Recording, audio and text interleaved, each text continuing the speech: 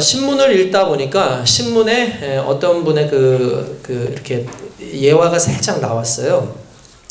이민교회를 섬기는 어떤 선교사님 이야기인데, 그분이 어린 시절에 집에서 학교까지 가려면은 작은 가게 하나가 있었답니다. 근데 그 가게를 지나가면은 먹고 싶은 것도 얼마나 많겠어요. 그죠? 사고 싶은 것도 많았지만 돈이 없었어요. 돈이 없다 보니까 그냥 항상 지나쳐 가는 겁니다. 이 어린아이지만 돈이 있어야지 물건을 살 수 있다라는 걸 자연스럽게 다 아는 거니까, 이제 그냥 항상 지나실 때마다 어깨가 축 처지는 거죠. 그런데 어느 날 어머니가 너 가게에 가서 콩나물 300원어치만 사와라, 그렇게 말씀을 하시더라는 거예요. 그러니까 콩나물 300원어치를 사러 가야 되는데 어머니가 돈은 주지 않으시는 거예요. 그러면서 뭐라고 얘기하면, 가서 엄마 이름 대면 알아서 주실 거야 라고 얘기를 하더라는 거예요. 그래서 이제 가서 콩나물 주세요, 콩나물 300원어치만 주세요 라고 얘기를 했어요. 그러니까 콩나물을 이렇게 쌓아주더니 돈 내라 라고 얘기를 하시는 거예요. 그러니까 이 아이가 진천떼기 보내서 왔는데요, 이렇게 얘기를 했다는 거예요. 진천떼기 보내서 왔는데, 그러니까 동네에서 진천떼기라고 부르는 거죠. 우리 옛날에는 이제 지금도 요즘에도 이렇게 재미삼아 소재로 쓰기도 하겠지만, 사람들이 시집 오면은 시집 왔던 그 마을 이름을 얘기하잖아요. 그래서 청도 사람이라면 청도댁이라고 얘기하고, 목포에서는 목포댁이라고 부른다든지 이런 식으로 댁 이름을 앞에 붙이잖아요. 그러니까 진천댁, 그러니까 그 당시에 마을에서 진천댁은 자기 엄마 한 사람밖에 없었던 거죠. 그러니까 진천댁이 보내서 왔어요 라고 하니까, 진천댁이 너희 엄마냐? 그러더니 네. 그러니까 그래 알았다 하더니 그냥 가는 거예요. 그냥 가라는 거예요. 그 당시 어린 나이에 이분이 생각해 보니까, 이 당시에는 이제 속속들이 이제 솔직히 그 마을 사정들을 다 알고, 누가 누군지를 알고, 또 나중에 이렇게 갚는 것도 다 알잖아요. 근데 어린 나이에 너무 신기한 거야. 진천댁이라는 이름 하나만으로 콩나물을 그냥 공짜로 주는, 이걸 맛본 거죠. 그냥 진천댁 하나만 돼도 나한테 이렇게 콩나물을 주는구나 라는 그 생각을 했다는 거예요. 어느 날 나중에 커서 묵상을 해보니까, 엄마 이름 하나만 돼도 콩나물을 그냥 무상으로 주는 모습을 보면서 자기를 생각해 보니까, 내가 그리스도 예수의 이름 하나를 가지고 세상의 모든 것을 누리고 있다라는 그 자부심과 은혜가 확 느껴지더라고요. 그 이름 하나 속에, 그 이름 하나에 우리에게 주어져 있는 하나님의 놀라운 복과 또한 영광이 정말 그 이름, 예수 그리스도라는 그 이름으로 우리에게 주어졌다는 것이 너무나 감사드릴 일입니다. 뿐만 아니라 이제는 우리가 역으로 우리의 이름 하나가 세상 사람들에게 신뢰를 줄 수 있어야 된다고 믿습니다. 그래서 예수 믿는 사람, 교회 다니는 사람, 크리스찬 누구라는 그 말 한마디로 세상의 모든 것이 프리패스가 되는 그러한 역사가 우리 믿음 가운데서 일어나려면, 무엇보다도 세상의 주인이신 예수 그리스도로 완벽하게 무장하고 그분의 삶을 살아가는 저와 여러분이 될 수 있기를 주님의 이름으로 축원드립니다.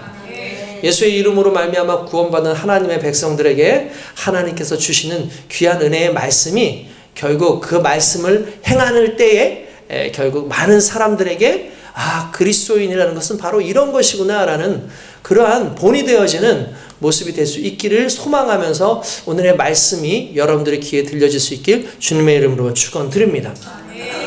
오늘 말씀은 빌립보서 말씀입니다. 이왕이면 오늘은 말씀 하나하나를 좀 살펴보면서 좀 보면 좋겠다라는 생각을 해봅니다.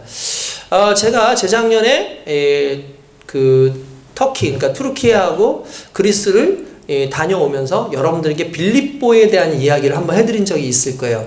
아마 시간이 좀 지났기 때문에 여러분들이 잘 기억이 나지 않겠지만, 빌립보라고 하는 것은 그리스 지역에 있는, 그 마케도니아 지역에 있는 한 도시였고, 이 빌립보 지역은 상당히 부유할 뿐만 아니라 당시에 태역 군인들이 많이 거주하고 있었던, 그 로마의 자치령으로 태역 군인들이 많이 거하고 있었던 곳이에요. 그러다 보니까 상당히 상업도 발달되어 있고, 좀 지식이 있는 사람들도 많이 와 있고, 또 군인들도 많이 있는 전략적 요충지였다라고 보시면 됩니다. 이곳에 의미가 있다면 무엇이 있냐면, 바로 우리가 잘 아는 바울이 아시아 선교에서 이제 하나님께서 이 아시아 선교 더 이상 하지 말고 유럽으로 가서 유럽 사람들에게 그리스도의 복음을 증거하라고 말씀을 하시죠. 그래서 첫 번째로 마케도니아로 건너와서 왔던 그 지역이 빌립보 지역이에요. 그래서 그 빌립보 지역에서 복음을 증거하고 우리가 잘 아는 자주장사 루디아라고 하는 사람을 만나서 거기에서 공개함을 얻게 해서 거기서 그리스도인들을 복음 안에서 증거하는 그리스도인으로 이제 삼는 그런 사역을 했던 곳입니다. 또 여기는 유명한 사건이 있죠. 귀신 들린 여인이 있는데 그 귀신 들린 여인에게 가서 그 여인은 점치는 여인이었어요. 그러니까 귀신이 들렸으니까 귀신같이 잘 알지 않겠습니까? 그러니까 사람들이 오면은 점을 쳐주는데 마침 이 여인은 주인이 하나가 아니라 여종이었는데 주인이 하나가 아니라 여러 복수의 주인이 같이 돈을 모아서 이 여인을 같이 소유하고 있었던 거예요. 근데 이 여인이 자꾸 쫓아오면서 바울 뒤에서 지극히 크신 하나님의 사람들이다. 지극히 크신 하나님의 사람들이다. 막 이야기를 하는 겁니다.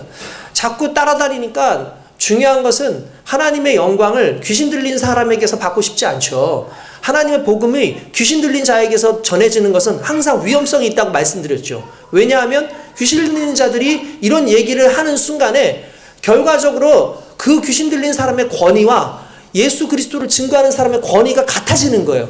그러면은 나중에 거짓된 것을 이야기해도 마치 예수 그리스도를 온전한 예수 그리스도를 증거한 것처럼 그들이 생각할 수 있기 때문에 그런 오해를 버리기 위해서 그 귀신 들린 사람을 엄히 꾸짖고 오히려 그 여인에게 귀신아 물러가라 라고 하는 순간에 귀신이 떠나갑니다.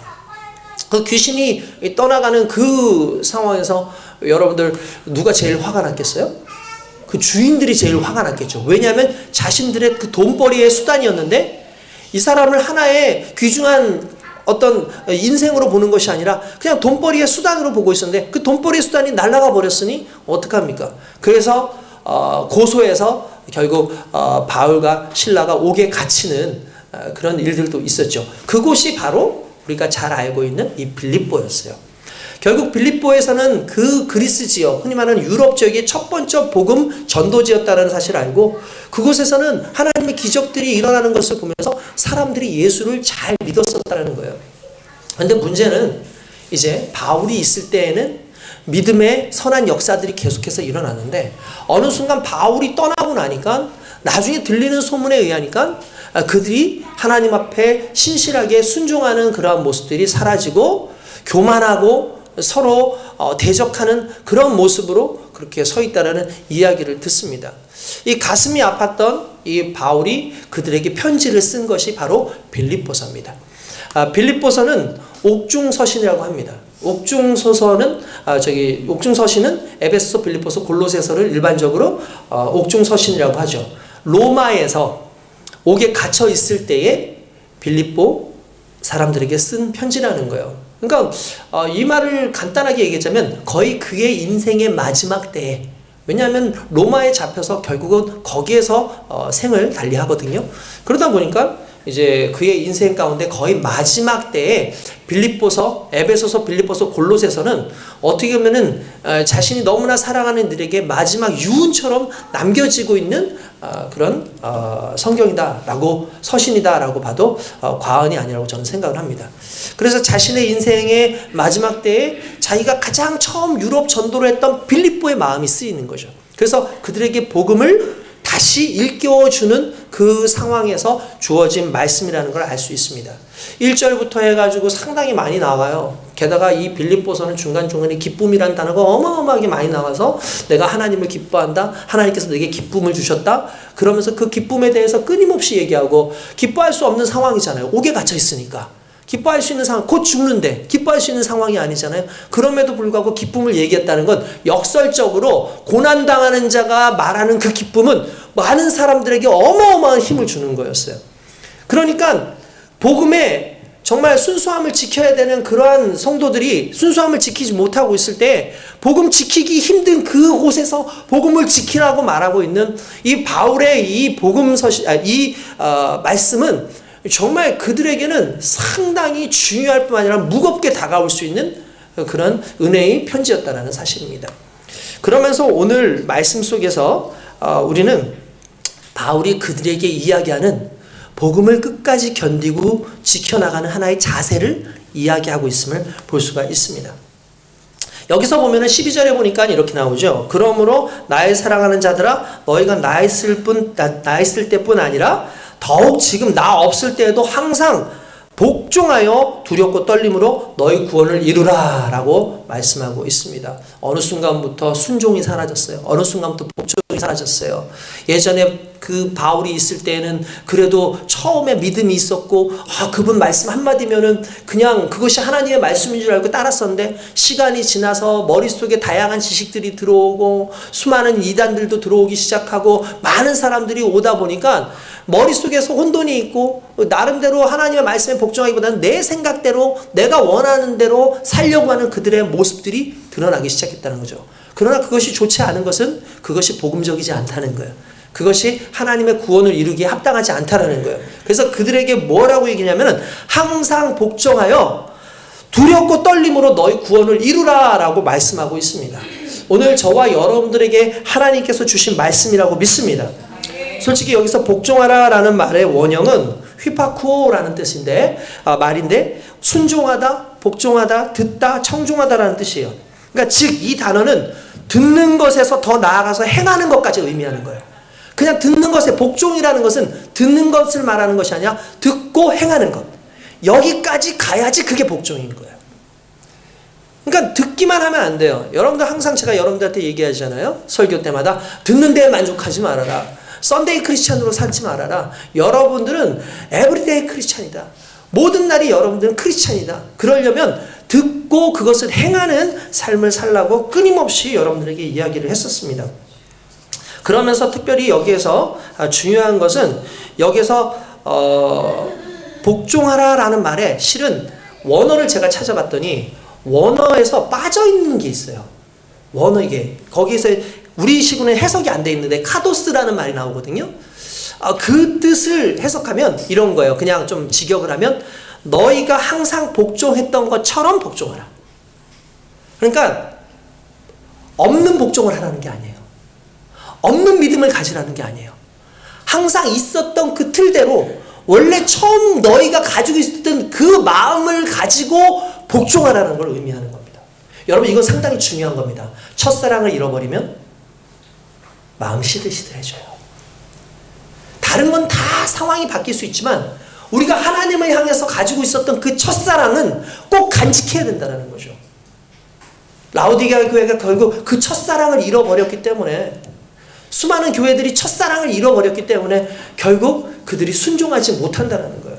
그래서 항상 복종해오고 순종해오던 것 같이 너희도 순종하라라고 말씀하고 있다는 거죠. 여러분 바울은요 과거에 복종하였던 자들에게 복종하라라고 말씀하고 있어요. 그러니까 신앙의 권고는 하지 않던 자들에게 새로운 자들에게 갑자기 하라라고 말씀하지 않고 항상 열심히 하고 있었던 사람들 그러다 흔들리는 사람들에게 다시 한번 힘을 내라고 그렇게 이야기를 해요. 그러니까 성경이 다 그렇게 쓰여졌어요. 대부분 성경은 여러분 자세히 보십시오. 여러분 성경은 전도를 목적으로 쓰여졌을까요? 아니면은 기존에 있는 성도들의 신앙을 위해서 쓰여졌을까요? 맞아요. 전도를 위해 가지고 하는 게 아니에요. 여러분 CBS 방송, CTS 방송 누가 볼까요? 예. 예수 안 믿는 사람이 볼까요? 안 봐요. 예수 믿는 사람들이 봐요. 성경 누가 읽을까요? 예수 믿는 자들이 읽어요.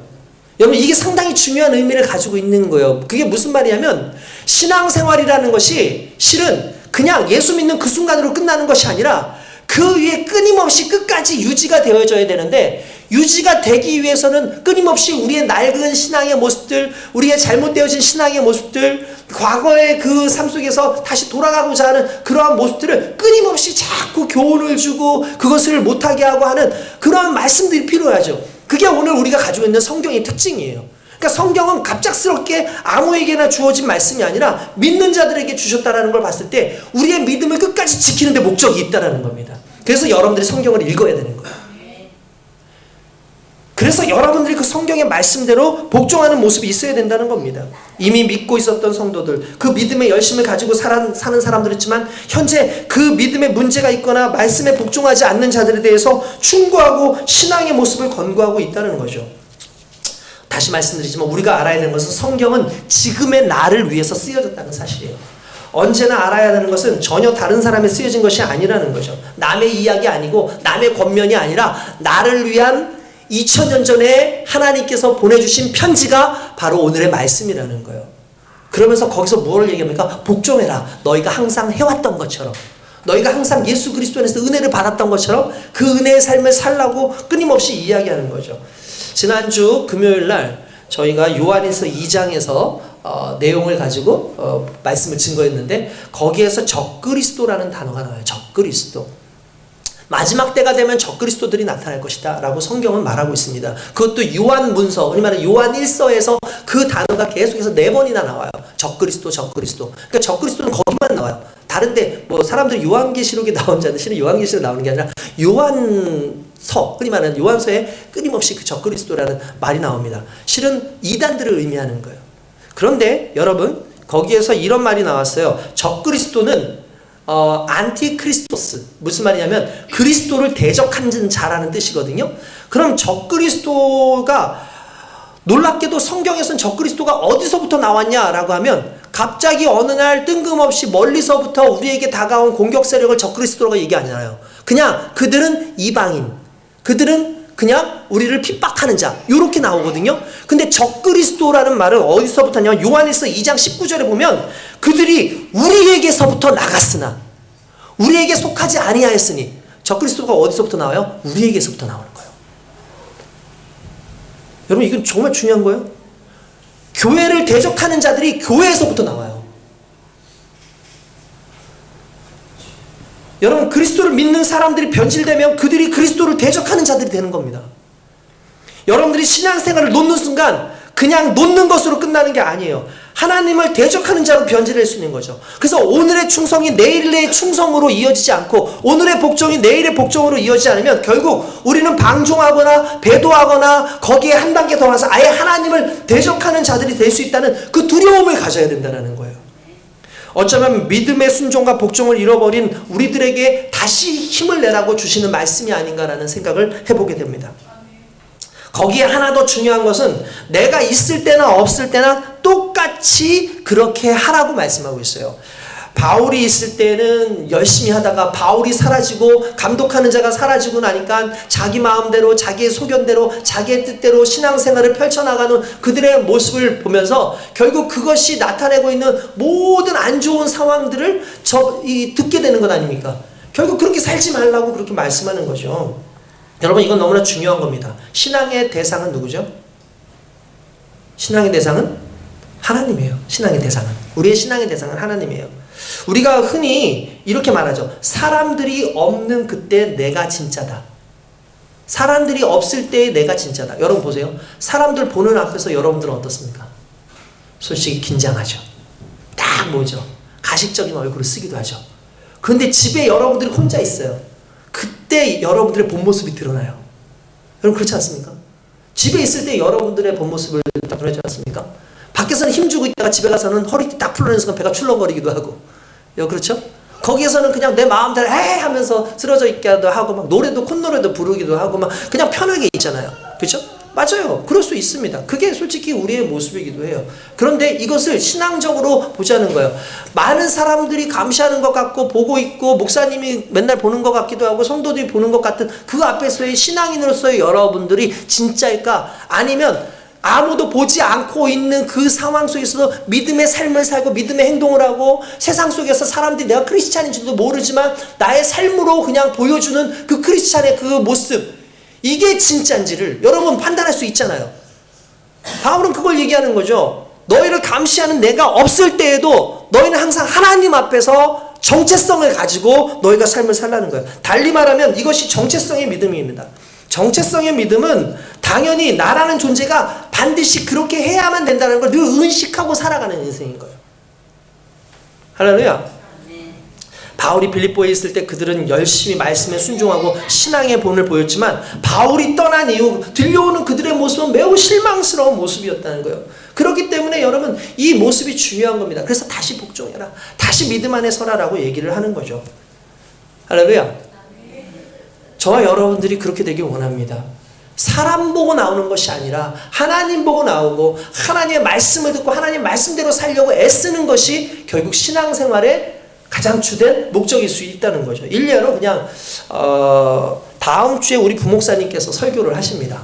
저는 다른 교회에 초청을 받아서 거기에 가서 이제 설교를 그날은 하기로 했어요. 담임 목사님이 있을 때나 담임 목사님이 없을 때나 우리가 드리는 예배는 살아있는 영적 예배입니다. 할렐루야. 맞죠? 그 말은 설교자에 의해서 드려지는 예배가 아니라 우리 안에서 1대1로 만나주시는 하나님과의 깊은 교제의 시간이라는 사실이에요. 이 믿음이 오늘날 저와 여러분들에게 필요하다는 거죠. 그래서 보이지 않는 곳에서도 크리스찬, 보이지 않는 곳에서도 내 삶을 하나님 앞에 드리는 믿음의 백성이 진짜 크리스찬이라는 거죠. 할렐루야. 그러한 우리들에게 그렇게 복종함으로 뭐라고 하냐면 결국 그렇게 복종함으로 두렵고 떨리는 마음으로 너희 구원을 이루라 라고 말하고 있습니다. 할렐루야. 여기서 말하는 구원이라는 것은 구원의 지속성이에요. 여기서부터 좀 어려울 수 있어요. 여러분들 바짝 정신 차려야 돼요. 여러분 우리가 구원 그러면 처음에 예수님을 믿는 그 순간에 받는 구원을 생각해요. 그걸 일반적으로 칭의라고 합니다. 칭의. 칭이라는 게 뭐냐면 너희 의롭지 않은데 내가 의롭다고 해줄게요. 그러면 여러분 여기에서는 내가 죄인인데 너 죄 없다고 해줄게거든요. 그러면 여러분 이거는 내가 잘나서예요? 아니면 그분이 그렇게 말씀하셨기 때문이에요? 내가 죄가 없어지는 게 아니라 나는 죄인이지만 하나님께서 너 죄 없다고 해줄게. 왜냐하면 너의 죄값을 예수님께서 받으셨기 때문에 너의 죄값의 형벌을 예수님 받으셨기 때문에 너는 죄인인 거 맞지만 죄 없다 해줄게. 이게 칭의, 의롭다고 칭해 주시는 거예요. 그걸 일반적으로 우리는 구원이라고 얘기를 해요. 그러면은 이 구원이 사라지는 겁니까? 구원을 이루려는데? 여러분 여기서 말하는 구원은 구원의 지속성, 연속성을 얘기해요. 그래서 종말론적으로 맨 마지막에 우리를 천국에서 맞이하시는 그때까지 주어지는 그 순간까지 주어지는 구원을 의미하는 거예요. 여러분들한테 한 가지 한번 얘기해봅시다. 재밌는 얘기였어요. 터널 구멍이 몇 개입니까? 터널의 구멍. 긴 터널 있죠. 터널의 구멍이 몇 개예요? 2개. 2개? 자, 여러분 제가 이렇게 보여드릴게요. 자, 여기 구멍이 몇 개예요? 에? 빵이야? 여기야? 빵이야? 구멍 그냥 딱 보면 이 정도면 하나잖아요. 근데 여러분 보세요. 왜냐하면 이건 구멍 하나라는 거예요. 근데 이 구멍에서 길게 늘어진 거예요. 긴 것뿐이에요. 길이만 길어지고 이렇게 있어요. 구멍이 몇 개예요? 하나죠. 구멍이 2개가 아니란 말이에요. 입구 출입구가 아니란 말이에요. 구멍이 하나예요. 단지 길어졌을 뿐이죠. 그러니까 우리는 착실을 갔잖아요. 그냥 이렇게 하면 구멍이 하나인 거고 이렇게 길면 이거는 요 앞에 구멍이고 요 뒤에 구멍이다라고 생각을 해요. 왜냐하면 요 중간을 못 보는 거예요. 이 중간을 잊어버리는 거예요. 그래서 구멍이 2개라고 생각을 한다는 거죠. 근데 실은 이 긴 터널에 길이만 있을 뿐이지 구멍이 똑같아요. 마찬가지예요. 우리의 구원의 연속성인 거예요. 우리가 칭의로 말미암아 구원을 받았지만 이 긴 그 터널의 신앙의 터널의 끝에 종말론적으로 하나님을 만나서 최종적으로 우리가 구원받는 그 구원까지 갈 때에 실제로 그게 구원인 거예요. 그러니까 구원은 지금이 구원이 아니라 이미 구원은 받았지만 그 구원을 끝까지 유지해서 그 구원의 백성으로 하나님을 만나는 그때까지가 구원인 거예요. 중간에 놔버리면 끝인 거예요. 그러니까 바울은 그걸 얘기해요. 너희가 처음에는 믿음 안에서 복종하면서 살지 않았니? 근데 어느 순간에 모든 걸 다 내려놓고 갑자기 불순종한다고? 그건 옳지 않아. 너희들에게 맞는 것이 아니야. 라고 말씀을 하시면서 뭐라는 거예요? 그러니까 끝까지 복종하라는 거죠. 끝까지 복종하라는 거예요. 긴 터널을 지나 구원을 완성하시는 믿음은 지금 하나님께 복종하는 것으로 진행하는 거예요. 그러니까 간단해요. 처음부터 끝까지 구원과 구원의 모든 그 과정 속에 필요한 게 뭡니까? 복종이에요. 복종. 복종이라는 건 뭡니까? 그분이 주신 그 믿음의 그 목적을 따라서 그대로 따라가는 것. 그래서 끝까지 목적을 붙잡고 살아가는 것. 전에 자주 말씀드리잖아요. 달리기 할 때 가장 우리가 개주할 때 가장 위험한 게 뭐라고요? 일찍 들어오는 게 아니라 바톤을 놓지 않는 거예요. 똑같은 거예요. 그래서 끊임없이 바울은 달리기라는 이야기를 하잖아요. 달리기. 내가 달렸다. 그 달리기는 마치 바톤을 가지고 달리는 거하고 비슷한 거예요. 이 바톤을 연결해줘서 끝까지 도착을 했는데 이겼다고 했는데 내 손에 바톤이 없어. 그럼 실격인 것처럼 내가 주님을 만나는 그 사이 나 이제 다 끝났어. 하나님을 만났어. 할렐루야 하고 있는데 내 손에 믿음이 없어요. 내 손에 구원의 그리스도의 보혈이 없어요. 그리스도의 부활이 없어요. 그러면 우리는 헛수고한 거예요. 오늘 성경이 그 헛수고를 얘기하잖아요. 네 인생이 헛수고가 아니기를 원한다라고 얘기하는 거 아닙니까? 뿐만 아니라 중요한 것은 왜 우리가 복종해야 될까? 왜 순종해야 될까? 13절 한번 봅시다. 이렇게 나옵니다. 너희 안에서 행하시는 이는 하나님이시니 자기의 기쁘신 뜻을 위하여 너에게 소원을 두고 행하게 하시나니. 할렐루야. 여러분, 너희 안에서 행하시는 이가 누구시라고요? 하나님이시라고요. 그러니까 너희 안에서 구원을 이루시고 너희로 말미암아 구원을 받게 하시는 그 모든 주체가 누구라는 거예요? 하나님이에요. 무슨 소리예요? 날부로 복종하라며요. 그 복종은 내가 하는 거잖아요. 그러면은 내가 복종하는 것이니까 내 믿음이고 내가 노력해가지고 구원받는 거 아닙니까? 라고 얘기하지만 그렇지 않다는 거예요. 여러분, 이는 궁극적으로 구원에 있어서 주도권이 누구에게 있다는 거예요? 하나님께 있다는 거예요. 여러분, 여러분들이 구원받을 자격 없어요. 하나님이 구원받게끔 여러분들을 하신 거죠. 은혜를 주신 거죠. 그게 은혜 아닙니까? 은혜는 뭡니까? 선물이라는 건 내가 사는 게 아니잖아요. 선물은 누군가가 줬을 때 선물이라 그러는 거잖아요. 똑같은 거예요. 구원을 우리는 은혜라고 얘기하고 은혜는 선물입니다. 그러니까 내게 자격이 있는 게 아니라 그걸 주시고자 하는 분의 의도와 뜻에 따라서 그게 내게 주어지는 거예요. 마찬가지로 하나님께서 구원을 그렇게 우리에게 주셨다는 거죠. 그러면 이제 우리가 해야 되는 게 뭐냐면 구원을 주셨으니 그 구원을 붙잡는 복종. 그 구원의 삶을 붙잡는 복종이 있어야 된다는 거예요. 할렐루야.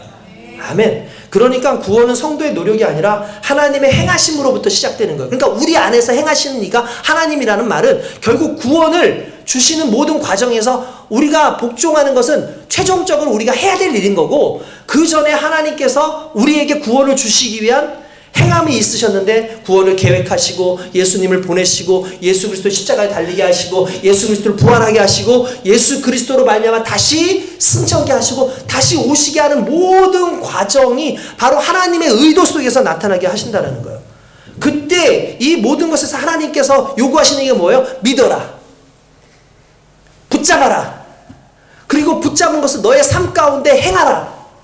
그게 복종이라는 거예요. 그걸 어디다 잃어버렸냐고요, 우리가. 도대체 그걸 어디다 잃어버렸냐. 하나님은 우리 속에서 역사하셨는데 우리가 어디서 그걸 잃어버렸냐는 거죠. 근데 하나님은 왜 그렇게 하셨을까? 거기 보면 자기의 뭘 위하여? 기쁘신 뜻을 위하여 너희에게 소원을 두고 행하게 하신다는 기쁘신 뜻. 성경의 원어를 찾아보면은 기쁘신 뜻은 그의 선한 목적이라는 뜻이에요. 그의 선한 목적을 위하여. 그분의 선한 목적이 뭐예요? 우리를 구원하시는 거예요. 우리를 살리시는 거예요. 그 목적을 위해서 너희에게 소원을 두고 행하게 하시나니. 이게 중요합니다. 이게 중요합니다. 여러분, 하나님은 성도 안에서 자기의 뜻을 위하여 그 뜻을 행하고자 하는 의지를 불러일으키세요. 그러니까 이게 뭐냐, 하나님의 선한 목적이 나로 하여금 구원받는 거잖아요. 근데 그 구원받는 것이 강제적으로 막 이렇게 하라는 게 아니라 내 안에서 구원에 대한 소망을 갖게 하셔요. 내가 믿음 안에서 구원을 받아야 된다는 소망을 갖게 하시는 거예요. 이게 복이에요, 여러분. 왜 그런 줄 아십니까? 구원의 소망을 가지고 있는 사람은 회개해요. 구원의 소망이 있는 사람들은요, 주님을 스스로 주님으로 인정하고 나가요. 자발적인 믿음 생활을 하게 되는 거예요. 그러니까 그것도 은혜인 거야.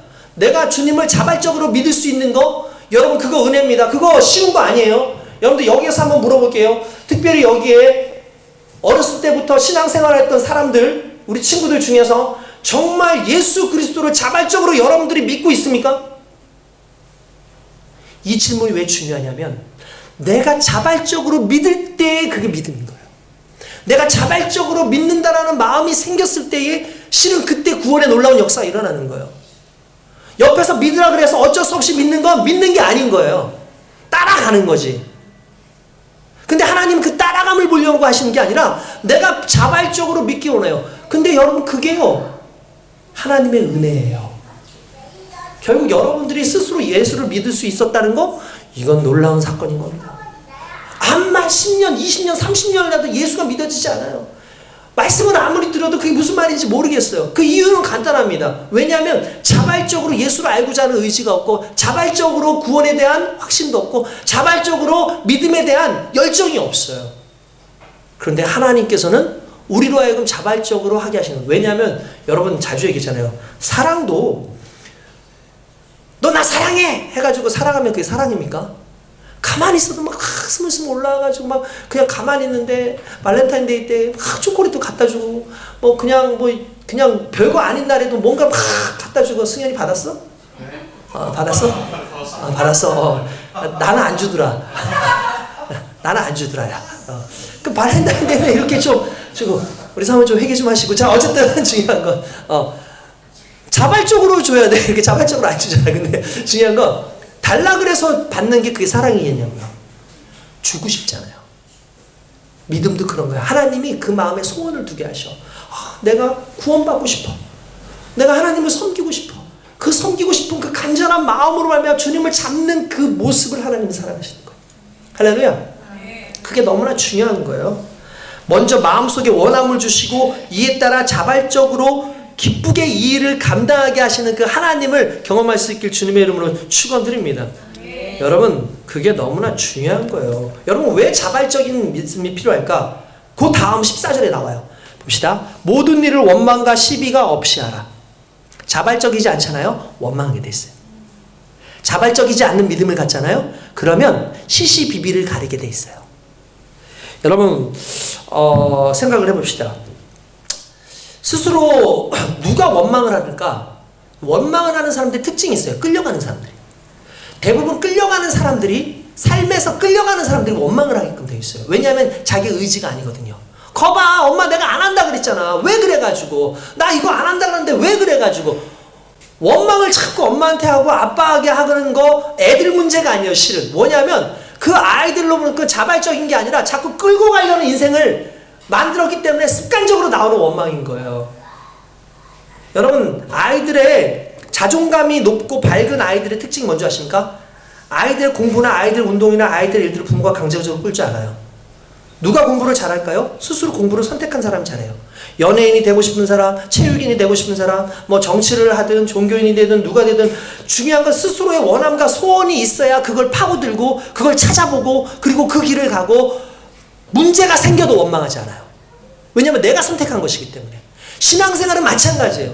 하나님을 내가 스스로 믿는 그 믿음, 자발적인 믿음이 왜 중요하냐면 그 믿음에 후회가 없기 때문에 그런 거예요. 할렐루야. 신앙도 마찬가지인 거예요. 신앙도 부모가 억지로 끌고 가는 신앙의 형태로 자녀를 키우면 결국 부모 원망합니다. 그러면 어떻게 해야 되는가? 그럼 부모님은 어떻게 해요? 그러면 그 애들 놔둬요? 그냥 그거 저기 좀 끌고 다녀야지 어떻게 놔둬요? 아니요. 성경은 이런 식으로 얘기해요. 부모의 신앙의 모습을 보여줘야 된다. 하라고 하지 말고 보여줘라.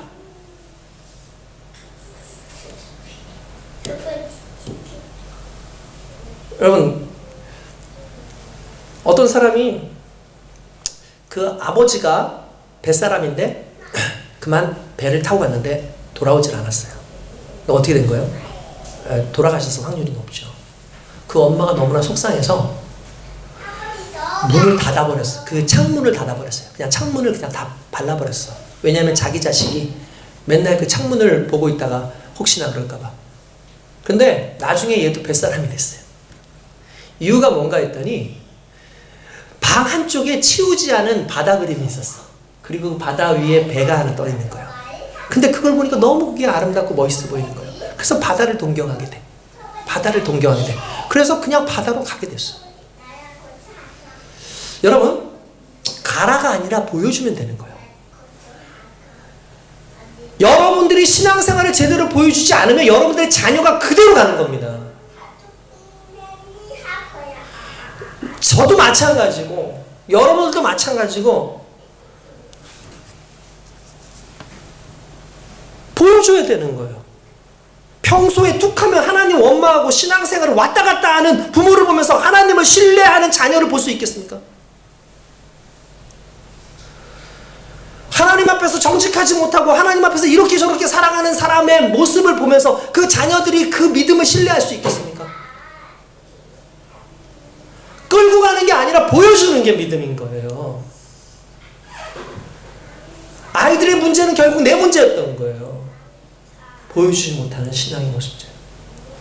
그들이 보고 기뻐해야 되는데 예수 믿는 게 왜 이렇게 힘들어? 저는 우리 자녀들한테 너무 미안하고 좀 안타까운 게 뭐냐면 목회를 하다 보니까 힘든 부분이 너무나 많잖아요. 근데 힘든 부분을 너무 많이 보여줬던 것 같아요. 어떻게 보면. 그러니까 우리 아이들 중에서 목사하겠다는 애들이 없어요. 목사? 오해받기도 쉽고 하고 싶은 것도 할 수 없고 때때로 옛날에 정말 힘든 그 시절에는 정말 배를 골아야 되고 사례를 받지도 못하면서도 몇십 년을 그렇게 목회를 해야 되는 그런 모습들 속에서 아이들한테 진짜 아이스크림 하나 사주지 못해가지고 했던 그게 아이들한테는 항상 제가 하는 거예요. 그럼에도 불구하고 감사한 건 뭐냐면 그래도 우리가 견지하는 그 믿음을 우리가 정말 견지하는 그 하나님을 향하는 그 마음을 그래도 저들이 보면서 그 삶을 살아가겠다라는 그 마음이 있을 거라는 믿음이 있습니다. 할렐루야. 자발적인 은혜가 와야 돼요. 여러분 이스라엘 백성들이 출애굽 이후 원망 많이 하죠. 그렇지 않습니까? 걔네는 프로 원망러예요. 진짜 툭하면 원망해요. 툭하면 원망해. 그럼 광야에서 뭐 고기 안 주면 고기 안 줬다고 원망하고 배고프면 배고프다고 원망하고 아유 목말라 죽겠네! 그러면서 막 하고 갑자기 또 고기 잘 먹고 났더니 야 고기에는 야채쌈이 최고지. 이거 야채에 쌈을 싸 먹어야 되는데 못 먹고 있어. 우리가 그냥 애굽에 있었으면 우리가 부추도 먹지 않았겠냐? 고기 가마 옆에서 그 냄새 얼마나 좋냐? 이거 먹지 않았겠냐? 툭 하면 원망하고 불평하고 나중에 하나님께서 화나시니까 불뱀 보내가지고 물려가지고 죽게도 하고 막 땅을 열어가지고 삼키게도 하고 별의별 그런 행동을 다 하시잖아요. 그럼에도 불구하고 그들이 정말 그 여정의 관련이 얼마나 원망과 불평이 가득하겠습니까? 그 여정이 편하지 않잖아요. 그래서 제가 생각을 해봤어요. 왜 이들은 그렇게 원망을 할까? 왜 이렇게 원망할까? 여러분 누가 원망하지 않았을까요? 일단 기본적으로 성경에 출애굽 당시에 원망하지 않은 대표적인 사람들이 있었어요. 그 성경은 그냥 딱 이름을 내죠. 여호수아, 갈렙. 그들의 특징이 뭔지 아십니까? 그들은 하나님을 신뢰했어요. 하나님의 뜻을 믿었어요. 그래서 자원에서 애굽에서부터 나온 사람들이기 때문에 그 결정에 후회하지 않았어요. 그러면 이스라엘 백성들은 자원하는 마음으로 나왔을까? 여러분 보세요. 제가 한번 생각을 해봤어요. 모세가 갑자기 나타났습니다. 이스라엘 백성 앞에. 이스라엘 사람들은 모세가 누군지도 몰라요.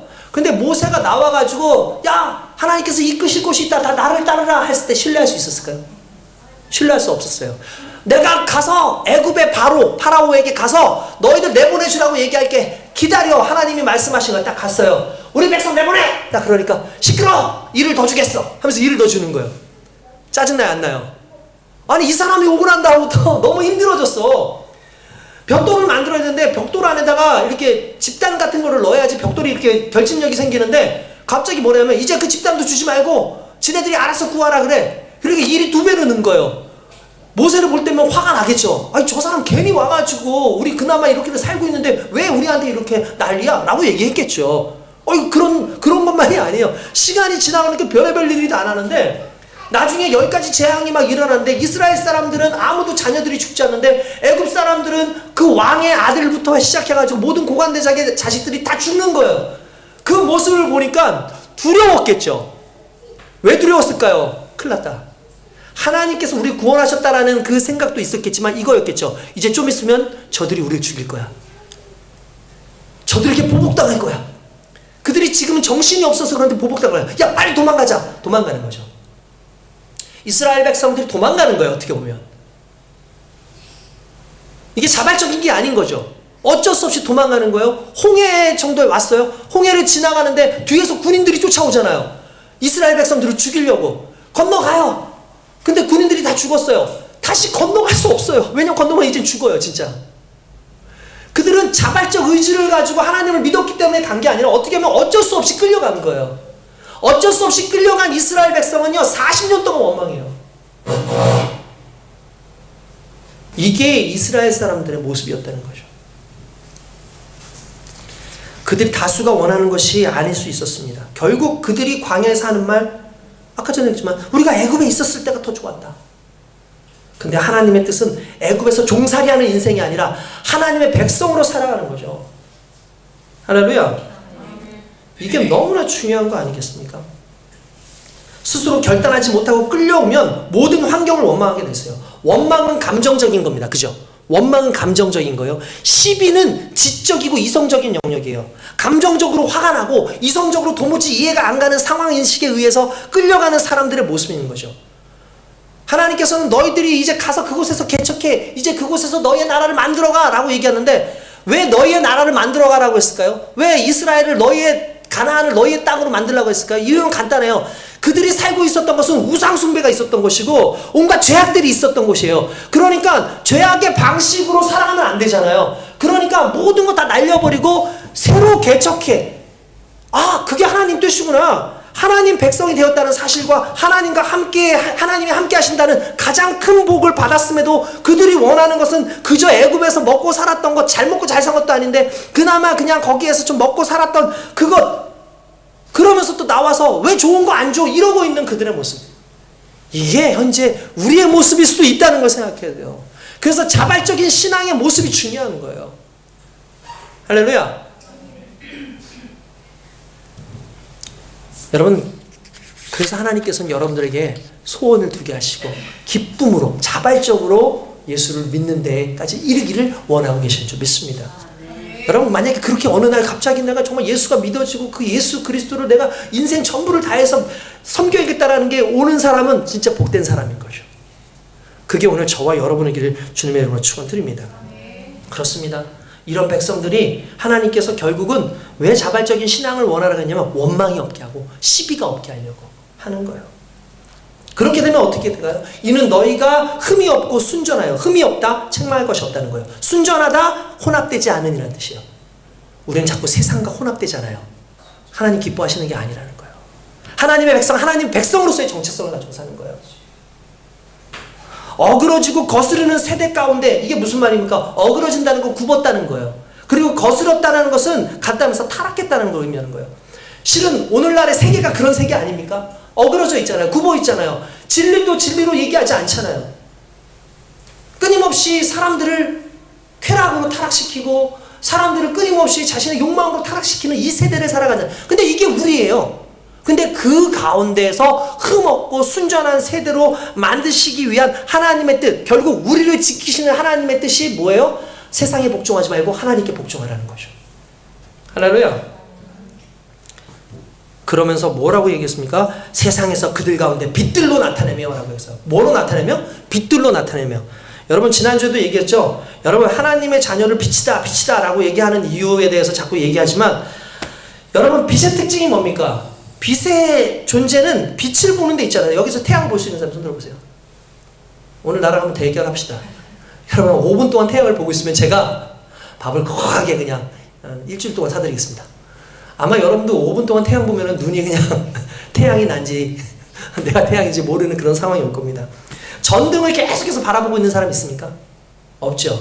그러면 빛은 빛을 보는 데 목적이 있는 게 아니라 빛이 비춰지는 것을 보게 하는 게 목적이 있는 거예요. 우리 보러 빛이 되라고 하는 건 나를 보라는 게 아니죠. 내가 비치고 있는 세상을 보라는 거죠. 내가 비치고 있는 그리스도 예수를 바라보고, 내가 비치고 있는 생명을 바라보고, 내가 비치고 있는 저 하나님의 나라를 바라보게 하는 것이고, 내가 비치고 있는 여러분들의 죄를 바라보게 하는 거지 나를 바라보는 게 아니잖아요. 그러니까 적어도 내가 하나님의 말씀으로 살아있는 사람들이 결국 그 빛으로서의 역할을 감당할 수 있다는 거죠. 결국 16절에 나오는 생명의 말씀을 밝혀라고 하는 거, 결국 빛을 보여주는 것은 생명의 말씀인데 그것이 복음입니다. 복음은 예수죠. 그것이 우리의 사역이고 이것이 우리의 복종이다라는 걸 믿고 사실 주님의 이름으로 축원드립니다. 이렇게 살아가는 우리에게 뭐라고 되어 있어요? 나의 다름질이 헛되지 아니하고 수고도 헛되지 않으면 그리스도 날에 내가 너희들이 갔다면서 내게 자랑거리가 될 것이다 라고 얘기하는 거예요. 지금 이렇게 복종하고 믿음 안에 있는 복음을 증거해서 복음만 가지고 살아가는 너희가 나중에 내가 갔을 때 나의 자랑거리야. 할렐루야. 여러분 나이가 들어가시면 저도 나이가 조금씩 들어가니까 제 자랑이 예전엔 저였거든요. 그러니까 나 뭐 했어? 나 어디에 있어? 나 이런 거 가지고 있어? 나 이거였는데 시간이 지나고 나니까 내 자녀 쪽으로 넘어가요.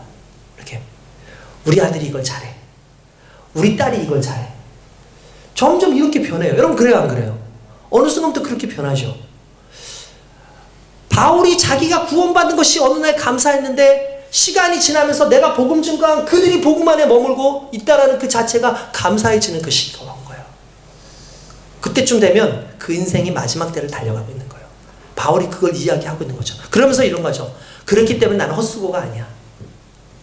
여러분 오늘 제목이 뭡니까? 네?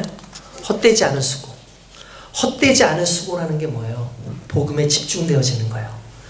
복음에 집중되어지면 복음에 집중되어지면 어떤 현상이 일어나는 줄 아십니까? 기쁨이 있어요. 쓰러지지 않아요. 어떤 목사님이 재밌는 이야기를 해주셨어요. 외국 목사님인데 이렇게 얘기해요. 번아웃 알죠? 극도의 피로감. 이 극도의 피로감이 몸에만 오는 게 아니라 정신적으로도 오고 그래서 완전히 놓아버리는 그런 상황이죠. 번아웃은 일을 많이 해서 오는 것이 아닙니다. 번아웃은 불필요한 일을 했을 때 옵니다. 그분이 그러면서 그래요. 자기는 자기 일로 항상 피곤해요. 근데 번아웃은 안 온대요. 왜냐하면 자기가 하나님이 맡기신 일을 집중을 하고 복음을 증거하는 일에 자신의 인생을 썼기 때문에 번아웃이 안 온다는 거예요. 근데 우리 인생 가운데 번아웃이 오고 있다는 건 뭐냐면 하나님 맡기신 일이 아니라 안 해도 되는 일을 하고 있기 때문에 번아웃이 온다는 거예요. 그러니까 안 하는 일에 더 몸을 쓰고 안 해도 되는 일에 더 내 마음을 두는 거예요. 그러면 쉽게 오는 거죠. 왜냐하면 하나님이 주시는 힘은 늘 공급하시는 힘이기 때문에 내가 쓰러지지 않는데 하나님이 공급하시지 않는 내가 원하는 일들을 하면 나를 태워야 되니까 내가 망가질 수밖에 없는 거예요. 그럴 때 어떻게 맡기는 거예요, 하나님께. 이게 안 되는 거예요. 엉뚱한 노력을 하고 있는 거죠. 히딩크가 우리나라에 왔을 때 우리나라 선수들 뛰는 걸 보면서 이렇게 얘기했대요. 우리나라 사람들이 체력이 약화되는 거예요. 근데 지금에서야 하는 얘기인데 그 설기현 씨인가? 아무튼 그 몇몇 축구 선수들이 그 당시에 그 얘기를 들으면서 웃었대요. 말도 안 된다. 왜냐면 자기네들이 하루에 운동하는 양이 장난이 아닌 거예요. 2시간, 3시간을 풀로 뛰고 그 다음에 맨 마지막도 전속력으로 달리면서 끝을 맺는다는 거예요. 그런데 체력이 약하다라는 말이 안 된다는 거죠. 그런데 히딩크는 계속 와가지고 체력 보강 운동을 때 지금처럼 훈련을 시키는 게 아니라 흔히 말하는 근육부터 만들기 시작하고 뭐 내적으로 어떤 뭐 이런 것들을 자꾸 이렇게 만드는 거예요. 뭐 달리는 거 많이 안 시키더라는 거예요. 뭐 딴 거 안 시켜요. 그러니까 자기 뭔가 좀 이렇게 방법을 계속해서 바꾼 거예요. 처음에 프랑스하고 경기를 할 때는 막 프랑스 하면 치면 퉁퉁 날아갔대요. 그러니까 분명히 체력이 있는데 그 견디는 능력이 없는 거죠. 그러니까 견디는 훈련을 할 수 있는 체력을 보강하는 훈련들을 계속하다 보니까 1년 뒤에 프랑스하고 딱 경기를 하는데 대등하고 그 해에 여러분들 아시겠지만 우리가 4강 진출한 거예요. 그러니까 그분들이 그러니까 우리가 진짜 운동은 많이 했지 근데 쓸데없는 운동한 거야 이렇게 얘기하는 거야. 헛수고가 뭔지 아십니까? 내용 없는 빈이란 뜻이에요. 예수를 열심히 믿어도 헛수고가 되는 사람들이 있어요. 그러면 예수를 믿는데 헛수고가 아닌 사람이 있어요. 그 특징이 뭐예요? 집중하는 거예요. 그리고 엉뚱한 데에 방향을 두는 게 아니라 정말 제대로 된 그 방향 안에서 자기를 키워가는 거예요. 이게 여러분 우리를 살리는 길이라는 걸 믿으시기 주님의 이름으로 축원드립니다. 그래서 그리스도의 날에 내가 자랑할 것이 바로 그거라는 거죠. 복음을 내가 지켰다는 사실과 내 복음을 통해서 수많은 사람들이 하나님 앞에 온전히 섰다는 것, 이것에 대해서 감사해서 기쁨의 예배를 드려서 내가 이 복음 집중하는 부분에서 나를 전제라는 건 뭐냐면 여러분 그 제사를 드리잖아요. 그럼 제사를 드리면은 맨 마지막에 제사 때 드리는 게 있어요. 뭐냐면 포도주를 따라요. 이렇게 제사상에다. 제사 그 제물 위에다가 포도주를 뿌려서 그냥 그걸 태워요. 그러면 이거에 무슨 의미냐면 인생을 완전히 다 담는 거예요. 거기다. 여러분들 인생을 하나님 앞에 복종하고 복음의 빛을 비추는 데에 두는 순간 여러분들의 인생이 헛수고가 안 된 거예요. 오늘 저와 여러분들 그렇게 되길 원합니다. 할렐루야. 할렐루야. 오늘 어떻게 보면 상당히 참 어려운 설교일 수도 있지만 너무나 우리에게 중요한 설교입니다. 이 말씀 여러분들 분명히 오늘 기억 안 나는 사람도 있을 테니까 일주일 내내 들으시고 계속 들으셔서 여러분 다시 한번 인지하셨으면 좋겠어요. 그걸 삶으로 살았으면 좋겠습니다. 그렇게 되시길 주님의 이름으로 축원드립니다. 기도하겠습니다. 우리 시간에